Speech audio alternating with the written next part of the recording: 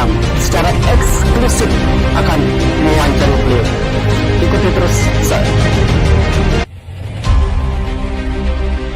Saudara, sejumlah pertanyaan saya akan ajukan kepada anggota DPRD Kabupaten Lombok Timur. 3 periode kandidat calon terkuat Kabupaten Lombok Timur.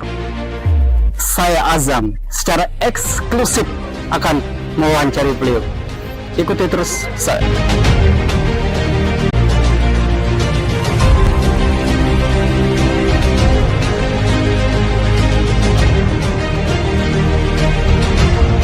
Di samping saya, tokoh publik yang belakangan ini sangat mencuat karena 27 November 2024 sederet nama sudah muncul.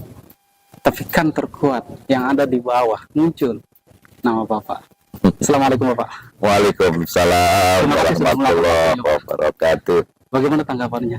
Mudah-mudahan apa yang disampaikan Pak Azam itu benar adanya di bawah. Ada memang sebagian informasi Pak Azam yang saya dengar dari masyarakat langsung, dari tokoh-tokoh, dari perangkat desa juga yang menyampaikan bahwa kita di grassroots ini cukup kuat. Mudah-mudahan Pak Azam, ada juga beberapa teman yang mencoba melakukan survei di bawah juga mengatakan hal yang sama. Tapi saya belum percaya sepenuhnya. Sampai sekarang belum percaya. Saya tidak berani percaya sepenuhnya. Kecuali Akan tapi di bawah Bang Bapak, akan tapi di bawah sangat kuat. Kan, di mana dari sudut kiri kanan mengatakan. makanya itu saya bilang tadi mudah-mudahan Pak Azam. Tapi insya Allah dalam waktu dekat ini kita akan melakukan survei resmi Pak Azam. Yang artinya kan beberapa waktu yang lalu teman-teman mencoba bergerak ke bawah untuk cari tahu. Itu kan non formal. Yang walaupun pendapat mereka rata-rata sama. Yang menyimpulkan bahwa kita di grassroots sangat kuat. Itu kan pendapat kawan-kawan. Tapi akan terjawab semuanya nanti kalau kita sudah melakukan survei yang formal, yang resmi. Dengan lembaga survei tentunya, baru itu benar. Iya. Baik, itu dia luar biasa. Seperti apa yang dikatakan Bapak tadi, diaminin. Akan tetapi itu adalah sebagai semangat, sebagai support untuk terus berjuang. Iya. Dan seperti yang selanjutnya Bapak, dalam kurun beberapa tahun terakhir, itu kediaman Bapak selalu ramai. Saya lihat di media sosial, ratusan bahkan ribuan yang hadir. Itu dorongan masyarakat, niat masyarakat untuk bisa hadir melihat dari sosok dari calon Bupati Lombok Timur 2020. Bagaimana tanggapan Bapak? Sekali lagi saya aminkan ya, mudah-mudahan keberadaan orang yang datang ke sini Pak Azam mungkin hanya beberapa kali terpantau oleh Pak Azam. Kenapa saya bilang hanya beberapa kali? Ya tentu kan Pak Azam ke sini tuh sesekali. Memang kalau keberadaan kedatangan orang-orang itu Pak Azam hampir tiap hari. Saya kerja persiapan untuk pemenangan Bupati ini hampir sudah 3-4 tahun belakangan ini. 3 tahun belakangan ini. Iya, akhir 2019 itu kami sudah kerja keras. Luar biasa. 2019, 2020, 2021, 2022. Aduh, 4 tahun lah kurang lebih. Anggap saja kita bekerja dari awal 2020. Udah masuk tahun keempat kami kerja. Tadi Pak Azam juga bilang beberapa hal yang terjadi di beberapa tahun ini sebagai motivasi juga. Ya. Apapun juga Pak Azam, kalau kita tidak semangat, tidak termotivasi, terlebih juga kalau kita tidak punya keyakinan yang kuat, ya tentu nggak mau kita kerja keras sampai 4 tahun masuk, bayangkan. Seperti yang saya bilang dari pembukaan tadi, beliau adalah anggota DPRD 3 periode berturut-turut. Sebenarnya tujuannya untuk menjadi calon Bupati Lombok Timur itu, apakah memang tidak cukup untuk berkhidmat cuma di anggota dewan saja Bapak? Pak Azam, sebenarnya saya ini orang bukan orang politik loh. Politik. Saya dagang awalnya. Belakang seorang pengusaha ya. Ya, tapi yang namanya hidup ini Pak Azam kan dinamika. Ketika tidak sukses di dagang, masa kita mau geluti terus kita udah gagal. Mau coba kembali kan butuh biaya yang besar, modal yang besar. Saya gagalnya itu gagal beneran dulu. bukan sekedar tidak jalan usaha saya, tapi habis total. Total. Kalau orang bilang ya kolap lah. Tapi itu tidak Tapi kalau Allah memberikan jalan, ternyata yang tidak direncanakan ini jadi kenyataan gitu loh. Saya tidak pernah merencanakan politik. Tiba-tiba kok saya jadi anggota dewan loh. Ini kan sudah garis Allah. Harus Pak Azam sadari, apapun yang kita usahakan ketika Allah tidak berkehendak, tidak mungkin lah. Mana mungkin. Nah, tadi ditanya sama Pak Azam, 3 periode jadi DPR apa tidak cukup untuk berkhidmat? Kita di DPR, Pak Azam, mohon maaf, ada kerjasama lembaga legislatif dengan eksekutif. Legislatif itu jumlahnya dalam satu lembaga ini untuk Lombok Timur ini 50 orang loh. Kita berhadapan dengan eksekutif yang top pimpinannya, leadernya itu kan hanya 2 orang. Bupati, wakil bupati, dibantu sekda, sekda membawahi beberapa jajaran OPD. Kalau dibanding Pak Azam, mohon maaf, kebijakan eksekutif ini yang dilaksanakan bupati sama wakilnya itu, kalau hitung-hitung angka loh, hitung-hitung angka, mohon maaf, yang 50 anggota dewan ini tidak mengelola anggaran yang lebih besar atau masih belum sebanding ketika bupati dan wakil bupati ini mengelola anggaran itu, angkanya masih lebih besar. Kita ini mau berbuat, Pak Azam. Tidak beda dengan kita melakukan usaha. Makin besar yang kita kelola usaha itu, tentu makin luas kita bisa berbuat. Tadi katanya apa nggak cukup berkhidmat dengan di Dewan 3 periode. Kalau dari sisi itu Pak Azam, relatif lah. Kita kalau bisa memuaskan masyarakat, walaupun dalam bentuk kecil, sama mungkin kepuasan kita dengan dalam bentuk besar. Cuman sekarang cakupannya, sekarang Pak Azam bekerja di DPR ini hanya di 1 dapil. Kalau dapil 1 contohnya ada 4 kecamatan. Selong, Labuan Haji, Suralada, Sukamulya. Sementara Lombok Timur ini 21 kecamatan, Pak Azam. Sekarang puas mana Pak Azam bekerja di 4 kecamatan, apa bisa bekerja di 21 kecamatan? Ini bedanya loh, seorang anggota dewan dengan bupati. Pertama, besaran yang dia kelola. Kedua, luasan jangkauan yang bisa dia kelola. Jadi, kita kalau bicara puas itu manusia, Pak Azam, mohon maaf. Benar. Kalau orang minum itu kan, maaf katanya, ibarat air laut kita minum. Sesuatu itu kita tidak pernah puas. Minum air laut itu tambah haus loh. Tapi bukan itu masalahnya. Saya tidak haus dengan kekuasaan, tidak. Juga tidak haus dengan pengelolaan anggaran yang besar, enggak. Tapi saya berpikir, bagaimana saya bisa bekerja untuk secara keseluruhan masyarakat Lombok Timur ini dari kecamatan A sampai dengan kecamatan 21 itu, kecamatan 1 sampai 21. Semuanya saya bisa mengabdi di situ. Mohon maaf. Dan itu niatnya. Itu niat saya. Kan sering saya katakan sama kawan-kawan, apa sih kita cari hidup ini? Mohon maaf. Kita ini sudah, saya Pak Azam sekarang 54 tahun. Dari kecil sampai usia 54 tahun itu, yang terlihat di saya itu belum seberapa saya mengabdi sama masyarakat.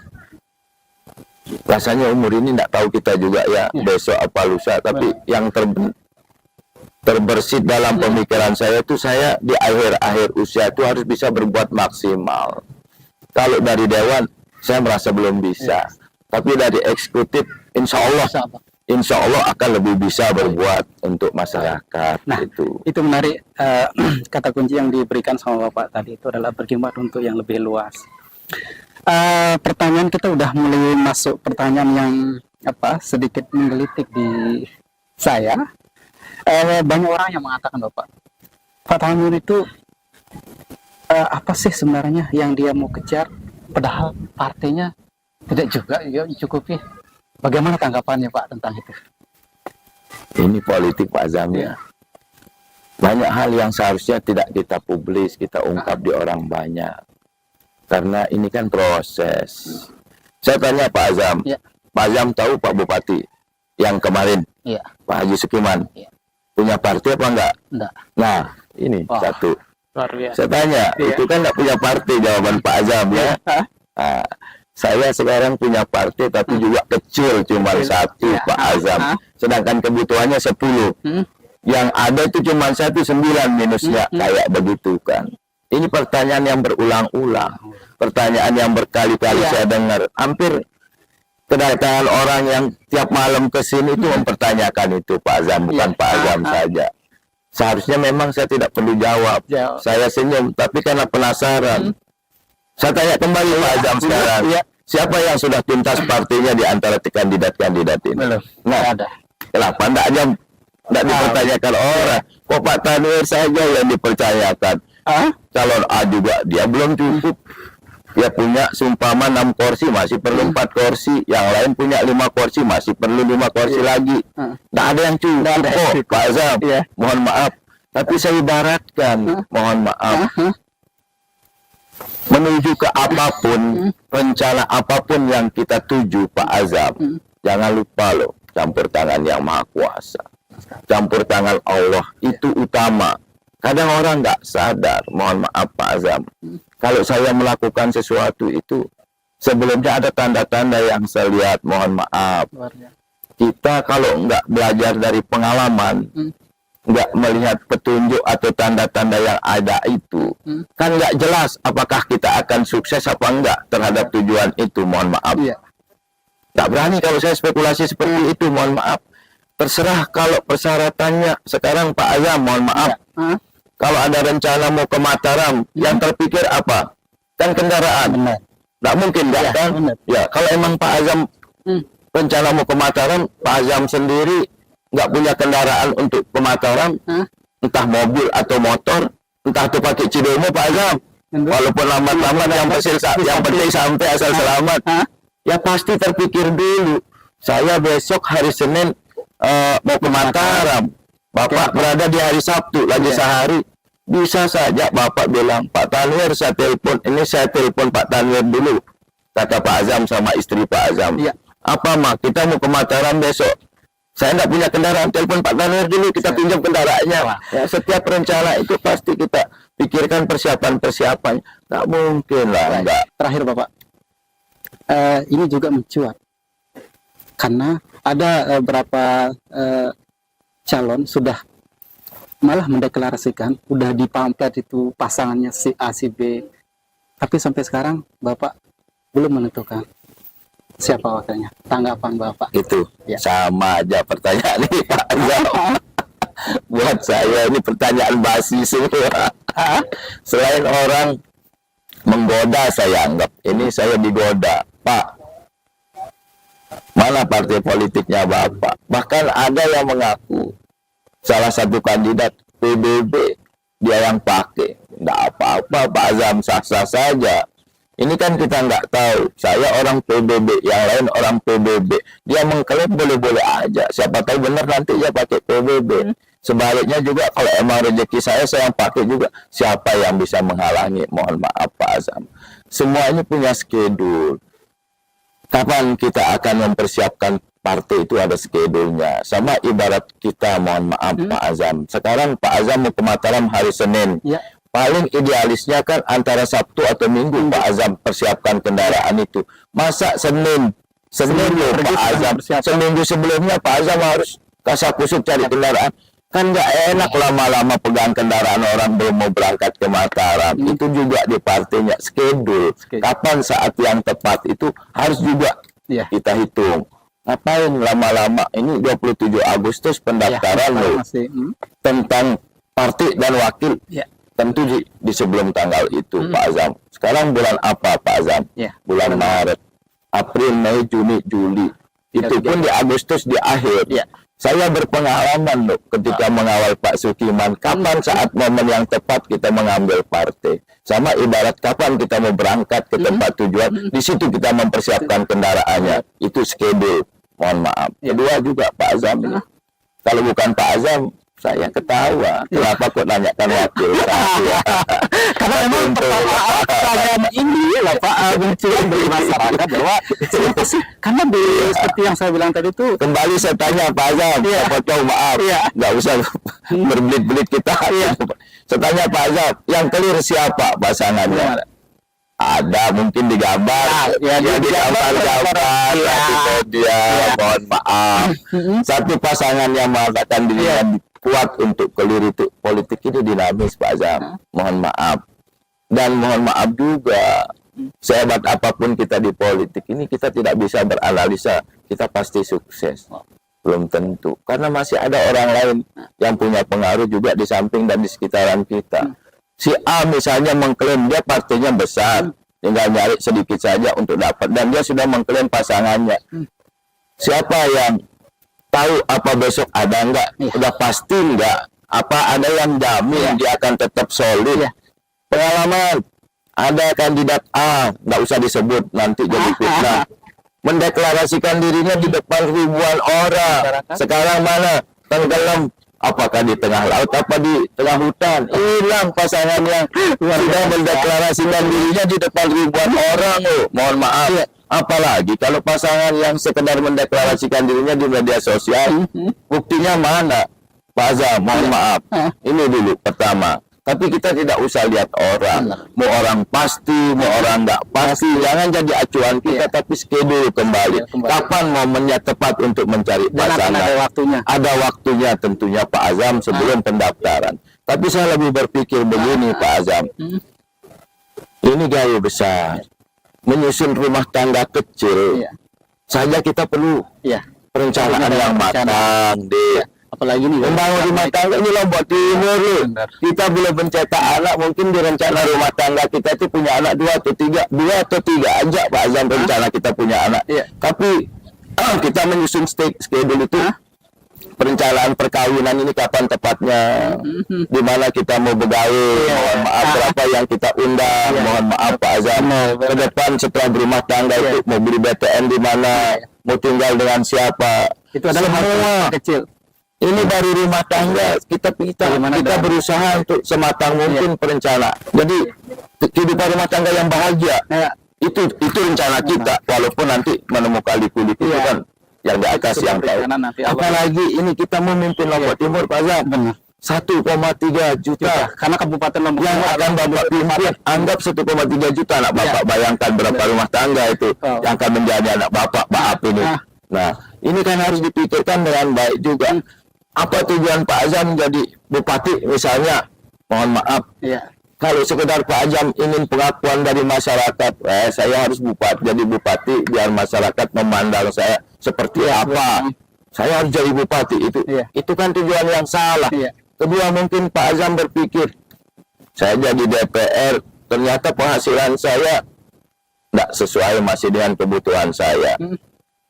Saya harus jadi bupati lah, biar penghasilan saya banyak, biar saya kaya, biar saya bisa ngapain saja, mau beli mobil mewah, mau beli tanah yang luas. Ini kan juga tujuan yang tepat, Pak Azam. Jadi ini harus dipertimbangkan ketika dalam rumah tangga saja ya. Kita punya pacar 5 atau 6 misalnya Pak Azam, pasti kita tanya juga teman-teman dekat kita di antara 5 atau 6 ini menurut Pak Azam bagus yang mana. Jangan baru kenal 2 hari, mohon maaf, lalu Pak Azam ngajak kawin, anak ini gadis, tapi akhirnya serasa janda. Jebakan. Ini ternyata pasangan saya nggak tepat. Terjadilah konflik setiap hari Pak Azam. Buru-buru berharap bahagia malah pusing. Buru-buru betah di rumah malah nggak betah di rumah. Akibat rumah tangga yang cekcok terus nggak harmonis. Nah ini bayangkan Pak Azam bupati dan wakil bupati harus kita belajar dari pengalaman terdahulu. Bagaimana pemimpin-pemimpin kita sebelumnya yang rata-rata saya lihat yang harmonis ini. Mohon maaf Pak Azam, ketika orang sudah dilantik jadi bupati wakil bupati, awal di kampanye bergandengan, saling peluk, bahkan setelah itu itu yang jadi fitnah. Saya belajar dari situ Pak Azam. Jadi kata orang pengalaman itu adalah guru yang terbaik. Masa kita, dan saya tidak setuju Pak Azam demi alasan menang, demi alasan partai cukup, Pak Azam tiba-tiba ngambil siapa saja, mau orang ini disukai masyarakat apa enggak, yang penting punya pasangan dulu, yang penting partainya cukup.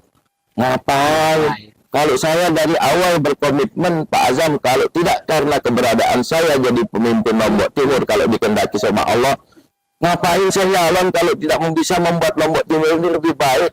Kalau tidak bisa membuat rakyat ini semakin tentram, semakin sejahtera, ngapain nyalon, Pak Azam? Nah, itu namanya mudarat. Kita karena kepentingan pribadi, karena ingin diberikan pengakuan sama masyarakat, tidak peduli ke depan seperti apa Lombok Timur. Ngapain nyalon? Orang saya nggak jadi bupati saja, saya tenang-tenang aja. Dan sudah mohon maaf, saya pertimbangan juga, mohon maaf. Jadi jangan emosi lah. Ini nanti korban masyarakat, masyarakat yang jadi korban. Begini Pak Azam, mohon maaf. Kita ulang kembali pertanyaan Pak Azam tadi tentang partai dan wakilnya. Tentu itu sudah dalam pemikiran saya. Dalam timing-timing tertentu nanti yang saya juga punya batasan-batasan waktu Pak Azam. Jangan Pak Azam yang gelisah. Orang Pak Azam bukan mau jadi bupati ke Pak Azam yang saya gelisah gitu ya. Iya luar biasa. Kenapa kok saya nggak pernah nanya kenapa Pak Azam nggak punya wakil sampai sekarang, Pak Azam nggak punya partai sampai sekarang. Nggak pernah saya mau usik, ngapain? Dalam perjalanan apa-apa ini Pak Azam, kita dalam rel yang tentu kita harapkan kita dalam rel yang positif, tidak keluar dari garis-garis yang digariskan sama Allah, yang sudah kita dibimbing sama Al-Quran. Itu pertama, mohon maaf. Saya tetap tenang, saya tetap santai Pak Azam, karena saya berpikir kalau Allah berkehendak itu pasti kita nyampe. Saya nggak pernah ingin jadi dewan, kenapa sekarang saya duduk di kursi dewan? Saya tidak pernah merencanakan diri saya jadi bupati, kok sekarang saya didorong-dorong sama banyak orang. Entah diakui apa tidak sama kandidat lain. Peduli amat Pak Azam. Tapi saya, cita-cita saya itu satu. Bagaimana Lombok Timur ini jauh lebih baik. Ingat, jauh lebih baik dari pemerintahan sebelumnya. Itu cita-cita saya. Cara saya untuk mempersiapkan Lombok Timur ini jadi lebih baik, ya saya harus hati-hati Pak Azam, mohon maaf. Kalau sekedar dapat sesuatu untuk kepentingan keluarga, kepentingan anak-anak, kepentingan golongan, teman dekat, enggak lah. Kita harus yakin bahwa dengan kita berhati-hati, dengan kita merencanakan sesuatu dengan baik, hasilnya juga akan lebih baik. Jadi janganlah emosi. Dan saya juga Pak Azam, saya karena ya gaptek juga aja, nggak banyak tahu media, nggak ini itu. Saya sepertinya jarang ingin ngusik orang loh. Saya nggak mau tahu orang yang mau nyalon itu punya partai, mau punya pasangan apa enggak, itu urusan masing-masing lah. Tentu mereka punya konsep-konsep sendiri. Saya pun juga begitu. Jangan Pak Azam penasaran lalu Pak Azam lontarkan pertanyaan itu. Saya punya rencana sendiri loh Pak Azam. Dan akan waktunya dijawab. Nanti sewaktu-waktu sudah pasti dengan sendirinya, ketika memang sudah harus waktunya kita mau daftar, itu keduanya harus clear. Jadi tadi seperti yang saya gambarkan, Lombok Timur ini rumah tangga yang luas, yang besar, dan berbagai tipe orang ada di situ, berbagai keadaan orang juga, dari yang miskin, yang biasa, yang kaya ada di situ Pak Azam. Bagaimana pemikiran kita dari awal menyiapkan diri untuk semua elemen itu, bukan lantas ini rencana-rencana yang kita anggap rencana biasa dan mudah. Dan mohon maaf Pak Azam, tentang pasangan ini juga harus pas. Jangan harus satu visi. Dan kita ya rumah tangga itu kalau saling mencintai antara suami istri, ibaratnya antara bupati dan wakilnya saling mencintai, harmonis hubungannya, pemerintahan ini akan lanjut. Itu yang penting, bukan hanya untuk cari menang aja. Kata kuncinya seperti tadi, harus